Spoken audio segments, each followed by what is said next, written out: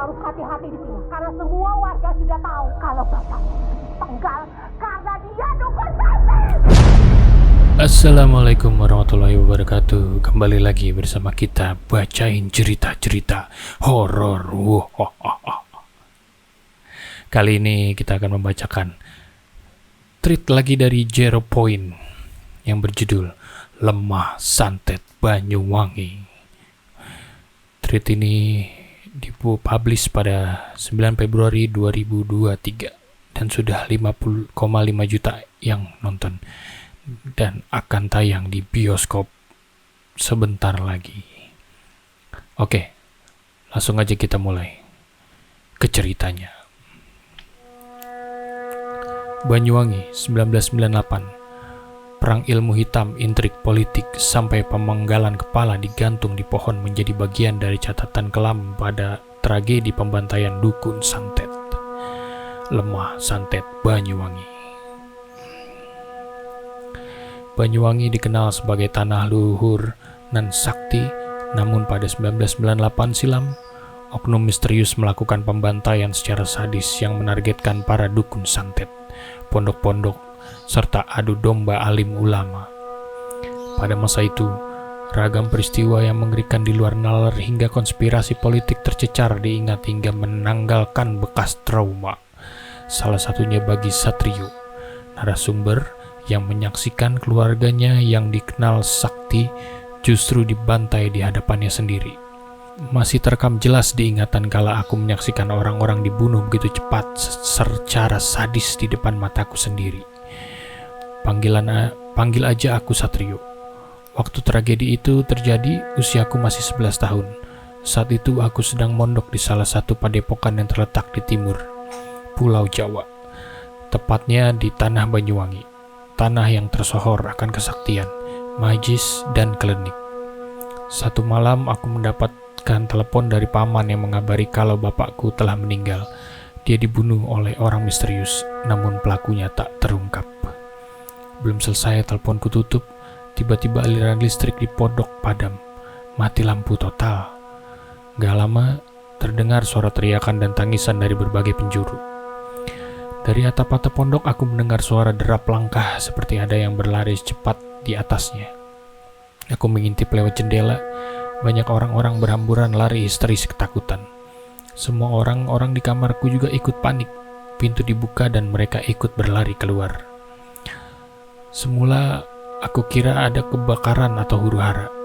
Aku ikut rombongan keluar kamar, namun di luar aku melihat orang-orang berpakaian serba hitam tengah menyeret tubuh guru-guru di pondok yang sudah bersimbah darah.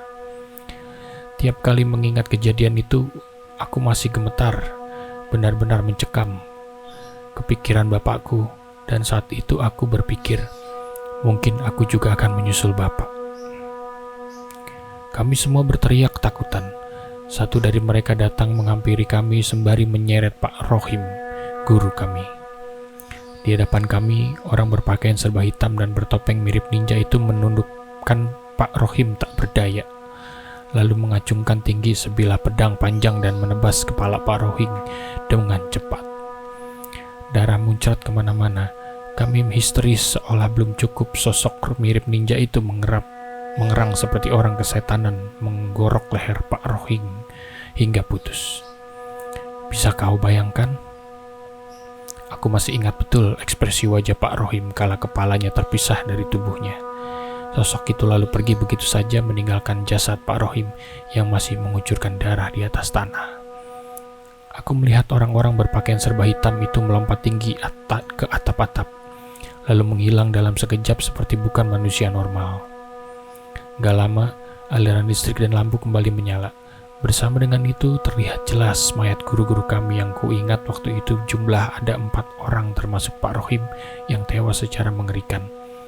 Banyak orang yang terluka, dan Kiai, guru besar pondok kami hilang diculik. Di setiap dekat jasad-jasad yang tewas, sosok misterius itu memberi tanda silang, lalu pesan bertuliskan, "Dukun biadab." Peristiwa itu menggegerkan satu Banyuwangi. Rupanya bapakku juga dibunuh oleh komplotan misterius itu dengan cara yang kurang lebih serupa. Tidak lama setelahnya, baru ku ketahui beredar kabar bahwa komplotan yang dijuluki ninja itu mengincar dukun-dukun santet untuk dibunuh. Entah apa motifnya, mereka seolah memerangi klinik tanpa rasa takut.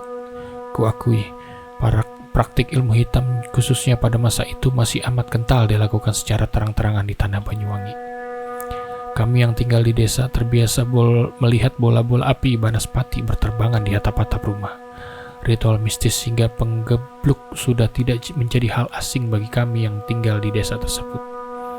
Namun, bukan berarti kami menormalisir praktik perdukunan, kekentalan budaya yang mengakar. Kepercayaan turun-temurun dan ketakutan kami terhadap hal magis telah menjadi hal lumrah yang sudah ada sejak aku lahir. Hampir setiap desa panti punya juru kunci dukun, atau minimal orang yang dipercaya memiliki kesaktian supranatural. Tapi tragedi Banyuwangi 1998 menjadi kali pertama pergerakan masif yang masyar para dukun-dukun santet untuk dibantai tanpa ampun. Kami semua sangat ketakutan. Seluruh sudut Banyuwangi mendadak senyap dan mencekam. Tidak ada orang yang berani keluar setelah maghrib. Bahkan untuk sekedar sholat berjamaah di masjid, kami was-was. 6 Februari 1998, Bupati Purnomo Sidik waktu itu mengedarkan radiogram berisi perintah ke seluruh jajaran perangkat desa di Banyuwangi agar mendata orang-orang yang dianggap memiliki kesaktian atau kekuatan magis. Dukun dalam kurung dukun santet, guna mendapatkan perlindungan dari aparat. Ini ada selembarannya. Radiogram Bupati Banyuwangi 6 September 1998. Namun yang terjadi setelahnya justru pembantaian di Banyuwangi kian menjadi jadi. Jumlahnya bertambah dan para korbannya ialah orang-orang yang terdata di desa. Komplotan misterius tersebut kian sadis. Jasad dukun-dukun santet yang menjadi korban pembantaian digantung di pohon-pohon. Kami benar-benar ketakutan melihat kejadian tersebut. Pendataan terhadap orang-orang sakti semakin digencarkan, namun seiring dengan hal tersebut bertambah pula orang-orang yang diduga dukun tewas secara mengenaskan dengan tubuh yang terpotong-potong. Jadi bisa jadi datanya itu bocor ya guys. Karena semua yang ada di data tuh katanya malah dibantai. Lanjut. Kala itu masyarakat sudah tidak lagi percaya pada aparat. Sebagian besar bahkan menuding ini semua perbuatan oknum politik karena pada tahun yang sama, 1998, juga terjadi reformasi Orde Baru. September 1998, jumlah orang yang dibantai kian meluas mencakup tak hanya dukun santet, tapi juga dukun suwuk, penyembuh, kiai, dan bahkan guru-guru ngaji. Setiap hari ada saja jasad mengenaskan yang berjatuhan. Dalam tempo waktu singkat, Oktober 1998, korban sudah mencapai ratusan. Jika kalian ada di masa sekitar teror ninja ini meluas, kalian pasti ingat kalau tidak hanya Banyuwangi, tapi satu pulau Jawa juga siaga. Karena waktu itu beritanya menggemparkan media-media nasional yang sumbernya sebagian besar masih dari koran, majalah, dan TV. Desa-desa di Banyuwangi siaga, pos kamling digencarkan, bahkan di pondokku sampai kami semua belajar ilmu bela diri untuk jaga-jaga menghadapi situasi terburuk lagi. Namun desa siaga tak membuat komplotan itu mengundurkan serangannya. Bahkan di desa seberang, gak jauh dari pondok kami, banyak orang-orang tewas karena keracunan. Menurut berita yang beredar, sumur-sumur di desa tersebut telah diracun.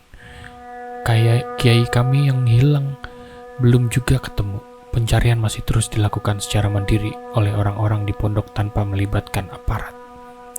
Waktu itu, seluruh praktisi supranatural, dukun-dukun akhirnya bersatu memberikan perlawanan.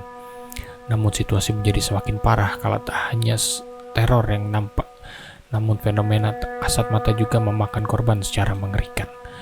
Kala itu terjadi perang ilmu terbagi menjadi dua kubu. Paling parah ialah peperangan ilmu hitam yang begitu nyata, terasa dampaknya bahkan masyarakat biasa sepertiku. Di pondokku misalnya, entah ritual apa yang diperbuat oleh beberapa oknum membuat malam-malam di pondok terasa berbeda. Tercium aroma kemenyan di mana-mana. Beberapa kali terjadi kerasukan di pondok. Paling parah dialami oleh Bu Yeti, pengurus pondok yang kerasukan sampai berjalan kayang cepat di lorong asrama. Pengurus pondok kerasukan sampai berjalan kayang cepat di lorong asrama. Wah, serem banget guys. Tak ada satupun yang berani keluar kamar asrama. Tutup dan kunci pintu.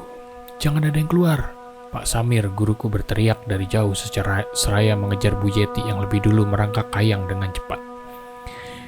Piye cara mengusir setan yekon bolona karo setan? Artinya, gimana bisa kalian ngusir setan jika kalian aja bersekutu dengan setan? Sosok yang merasuki Bu Yeti seolah mengejek Pak Samir, sekalipun menyaksikan dari sudut intip jendela. Tetap saja aku merasa takut dan merinding. Wajah Bu Yeti pucat dan penuh urat-urat membiru dari dalam kulitnya yang menonjol keluar. Entah siapa yang memulai, tapi kala itu seluruh santri membaca doa-doa dengan keras secara serentak dari kamar asrama masing-masing untuk membantu Pak Samir. Malam itu menjadi kali pertama aku melihat orang-orang kerasukan sebegitu ngerinya. Bahkan dia sampai mampu menyakiti orang di sekitarnya. Kudengar Pak Samir sebelumnya sempat tersayat pisau ketika berhadapan dengan Bu Yeti di area masak, sebelum Bu Yeti merangkak kayang ke lorong asrama. Gak habis pikir, bagaimana kejadian itu bisa terjadi di pondokku. Mungkin akibat sesaji yang dipasang untuk menangkal ninja-ninja itu, atau dampak dari perang ilmu hitam yang terjadi di sekitar kami. Jadi di Banyuwangi itu kala itu tragedi ninja-ninja. Katanya ninja-ninja itu juga bukan manusia biasa gitu ya guys. Tapi orang-orang yang punya ilmu juga gitu. Lanjut. Waktu itu kami benar-benar ketakutan, apalagi setelah pembantaian dukun santet oleh ninja terjadi bukan hanya di malam hari. Mereka semakin sporadis dengan berani membunuh di siang hari. Masyarakat cemas ketakutan membuat Banyuwangi kala itu seperti kota mati karena warganya takut untuk keluar rumah. Perang ilmu tak kasat mata semakin gencar terjadi. Kami kerap mendengar suara ledakan kala malam. Korban-korban berjatuhan meninggal secara tak wajar, dan aku ingat betul, gak lama setelah itu banyak gelandangan yang mendadak bermunculan. Mereka diduga segelintir ninja yang kalah saat adu ilmu. Namun ajaibnya, setelah pergerakan para ninja itu berhenti, para orang gila tersebut juga hilang begitu saja, lenyap entah kemana seperti satu kesatuan entitas. Syukur alhamdulillah kiaiku berhasil ditemukan dalam kondisi kritis, sedang diikat di pohon bersama mayat-mayat yang berkelimpangan di mana-mana di tengah hutan pohon karet. Jika aku ceritakan bagaimana kiaiku ditemukan, mungkin akan jadi sangat panjang. Intinya hal-hal di rumah nalar, hal-hal di luar nalar terjadi. Peperangan ilmu, kirim-kiriman santet, dan lalu lintasnya yang mengerikan benar-benar membuat Banyuwangi kala itu gak kalah sama kota-kota sihir yang di film-film. Sampai sekarang, sungguh gak bisa menyebut para ninja itu manusia biasa. Mereka bisa melakukan pergerakan yang di luar batas kemampuan manusia normal. Siapakah mereka sebenarnya? Gitu guys, katanya.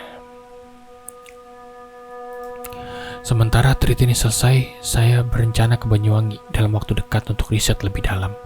Bertemu Satrio, narasumber dan rekan-rekan di pondoknya yang terutama menjadi saksi. Konon mereka sebenarnya sudah mengetahui siapa entitas ninja itu sebenarnya.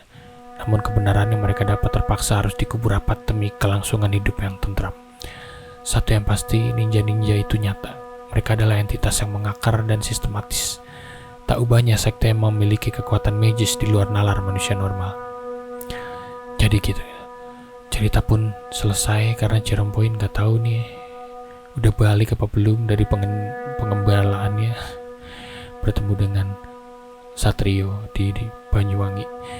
Tapi sebentar lagi akan menjadi film. Jadi sepertinya lengkapnya akan ada di film.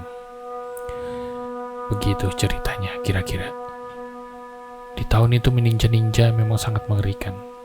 Siapa saja dibantai, bahkan yang bukan dukun pun dibantai. Fitnah-fitnah bertebaran demi melawan kepentingan satu dengan yang lainnya. Semoga itu tidak akan terjadi lagi, dan semoga mereka semua yang telah tiada bisa meninggal dengan tenang dan mendapatkan ganjaran seperti apa yang mereka perbuat. Terima kasih karena sudah mendengarkan sampai akhir. Akhir kata, wabillahi taufiq wal hidayah. Assalamualaikum warahmatullahi wabarakatuh. Jangan lupa komen, like, and subscribe, serta komentar di bawah. Katakan apa, cerita apa yang ingin Anda dengar dan kami bacakan. Karena cerita-cerita kami akan menemani kalian di waktu-waktu yang menenangkan. Ho ho ho ho ho ho ho ho.